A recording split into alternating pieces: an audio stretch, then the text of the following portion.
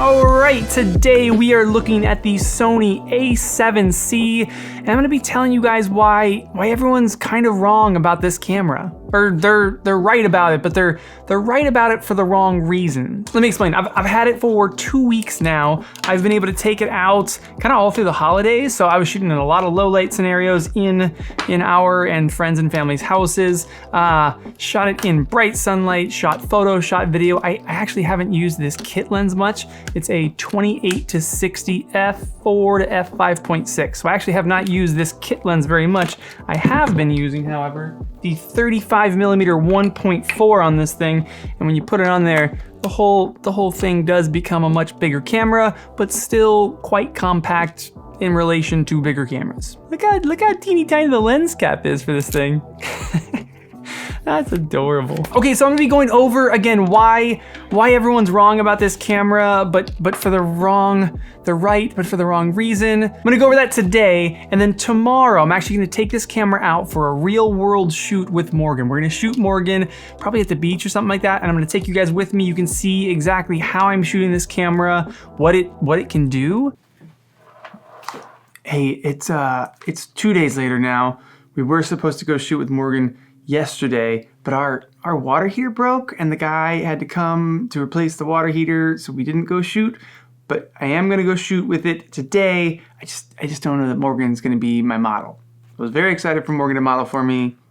I don't know that she will, but I will be shooting with the A7C today. So a video tomorrow with lots of photos and video from the A7C. Okay, back to this. And I think that'll give you a better vibe of the actual camera, like how it is to actually use such a small, compact body, even though I'll be using my larger professional lenses. So if you're not already, subscribe for that, and while you're down there subscribing, hit like on this video, because that helps a lot.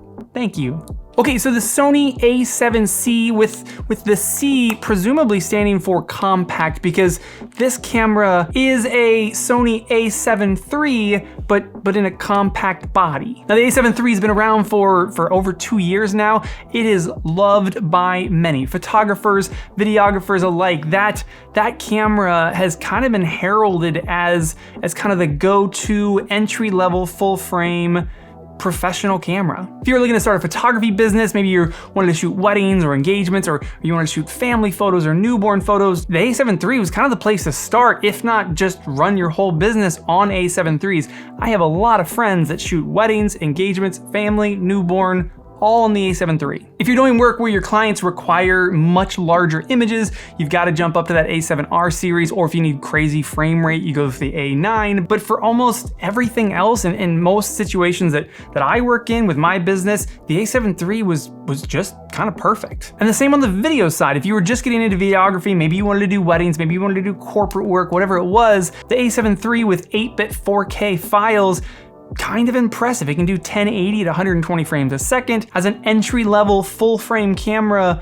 the A7 III, very attractive. So when the A7C was announced, everyone was pretty excited because it has all the same specs as the A7 III. Same sensors, same video capabilities, same everything. And everyone was excited until they got it in their hands and they started playing with it, and then all the complaints started rolling in, but the complaints were basically about it being compact. See, physically, to make it more compact, they took off the big viewfinder that's normally on top and they replaced it with a smaller one. It's one of those little rinky-dinky EVFs right there. It's the same resolution as the A7 III, but the magnification isn't as much. So when you put your eye to it, it looks smaller, even though it's the same resolution. And they shrank the grip a little bit. So it's a smaller grip to hold on to, and because they shrank the grip, they moved the SD card slot from this side to this side, and they got rid of that front scroll. There's normally a scroll wheel right here, or another control wheel up front, and they got rid of that in lieu of a smaller grip. But doing all that did reduce the size and weight pretty significantly, or fairly significantly. But the other thing that happened with that is that they got rid of the custom buttons that were up top, and they got rid of that toggle little joystick in the back, which is really helpful for moving your focus point around. So everyone's kind of said about this camera is it's not for photography anymore. They really made it a video camera. It's video centric. If you're a photographer, get the A7 III. And I kind of have to say, I disagree. as a photography camera, it's really fun to use. It's really nice to use. I've kind of gotten used to it. I got used to the EVF being over here. I even got used to the EVF being smaller, or the magnification being smaller, because, you know, like if you're sitting on an airplane and you start watching a movie on your phone, like 15 minutes in, you don't even realize that your phone is this big and you're watching a movie on it. You just get used to it. It's the same with the giant TV. At first you're like, holy cow, it's so big. And then like 10 minutes later, you're just watching a movie. And I've even gotten used to not having the scroll wheel up front. I've gotten used to not having the joystick on the back. I got used to it.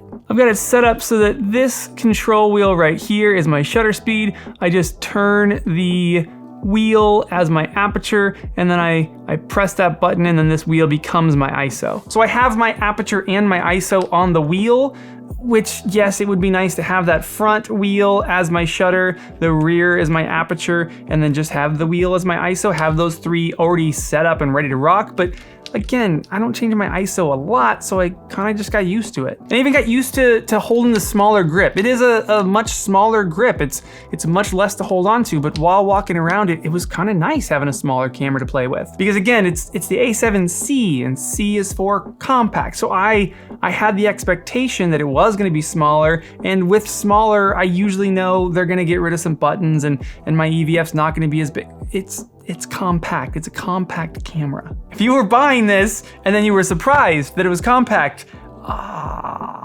but with that compact, they did do one thing really, really right, and that is a fully articulating screen. And I'm super stoked that they put that thing on here. I use this screen a lot for photography, mainly if I'm doing work, I'm here, I'm on the eyepiece, but things like this, like kind of shooting a low shot, being able to walk through an event and have my camera down here and get that kind of cooler, lower angle. I would usually walk around an event and then I would duck a little bit to get kind of that lower shot. But with this screen, I just kind of pop it down here and boom, low shot. Or I could pop it up here and boom, high shot. Or I could hold it like that and I can get a straight down shot. Even in vertical mode, I could still do the same. I could do that low shot. I could do a high shot like this. You can, yeah, fully articulating screens, amazing for photo and video. And I'm very hopeful that by them having this on this camera, by them having it on the A7S3, I'm really hoping that the A7 IV and the A7R5 will both have fully articulating screens.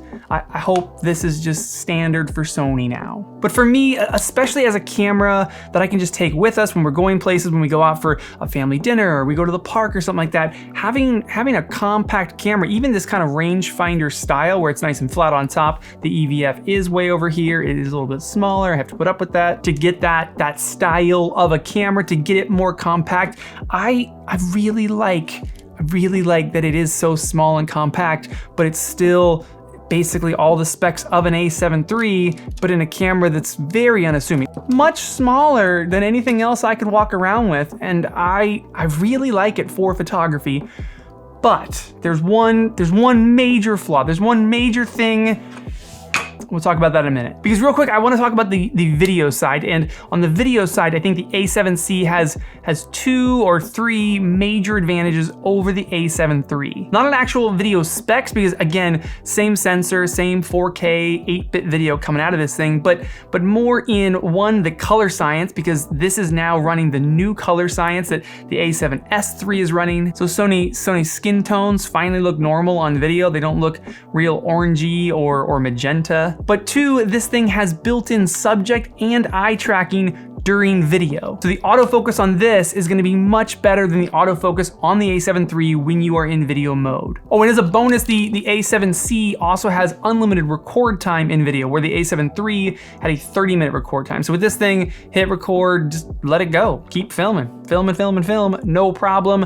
A7 III, if you have anything like longer clips that you're recording, you gotta stop it right before the 30-minute mark and then restart it. Definitely not ideal in a lot of situations. So for video shooters, it's kind of a simple choice, right? The A7C is better. It has better color science, better autofocus and subject tracking, has that flip out screen, unlimited record time, and and it's $200 cheaper, with the A7C coming in at $1798 and the A7 III coming in at $1998. Although I just saw the A7 III all during the holidays, it was on sale for $1698, so the A7 III was actually $100 cheaper than this thing, but now it's back to normal, so now it's $200 more expensive than the A7 III. But again, on the photography side, how do you decide between the A7 III and the A7C? And it comes back to that one major flaw that I was talking about with this camera. The thing that they did to it to fit the guts of the A7 III into a more compact body, shave off the top, reduce the grip size,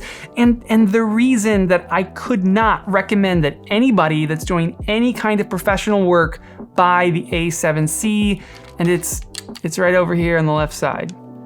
Single SD card slot. Why?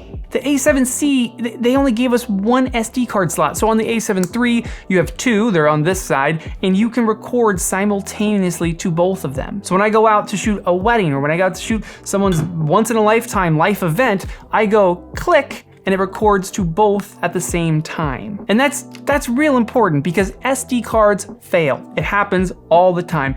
I'm very lucky in the 12 years that I've been shooting professionally, I've never had an SD card fail on me. But I've heard enough stories about other people that have had SD cards fail, and I can't even imagine the moment where you have to call somebody from their wedding and say, hey, you know how I shot all those pictures at your wedding?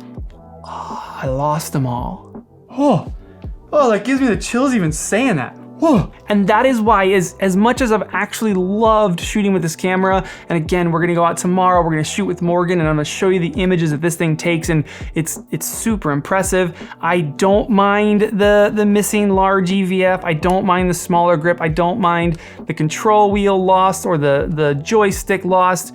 I really like this camera a lot. And I'm probably actually gonna pick one up as my second camera to my A7S III because it shoots the exact same profile. It's only 8-bit versus the A7 III's 10-bit, but as a second camera, as just a B camera setup or a top-down setup, this would be amazing for filming videos like this. But for photography specifically, if you're just shooting for yourself, or you're shooting maybe for things that if you did lose all your images, it wouldn't be the end of the world, okay, then probably this camera. I really do think it's amazing. But if you're shooting professionally, if you have clients that you're doing work for, especially if you're doing weddings or family portraits or newborn, things that you just can't recreate, one card slot ain't gonna do it. Sony, you could have given us this exact same camera, but with the large grip, giving us 2 SD card slots out here. Because look, the lens comes out here anyways. It's not like shaving this grip off to make the grip smaller really makes the camera unit that much smaller. So give me a big grip with a little camera body, 2 SD card slots, A7C II.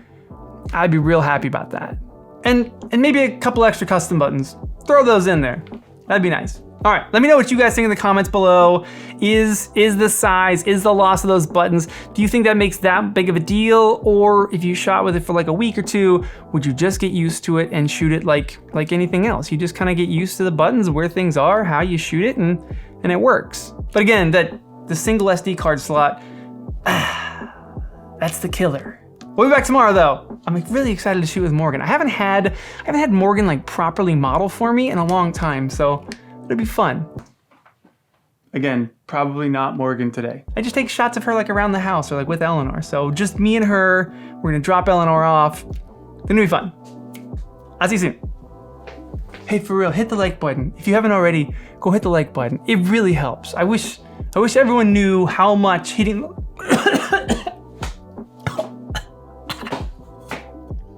I just choked on spit. That wasn't COVID. I'm COVID free.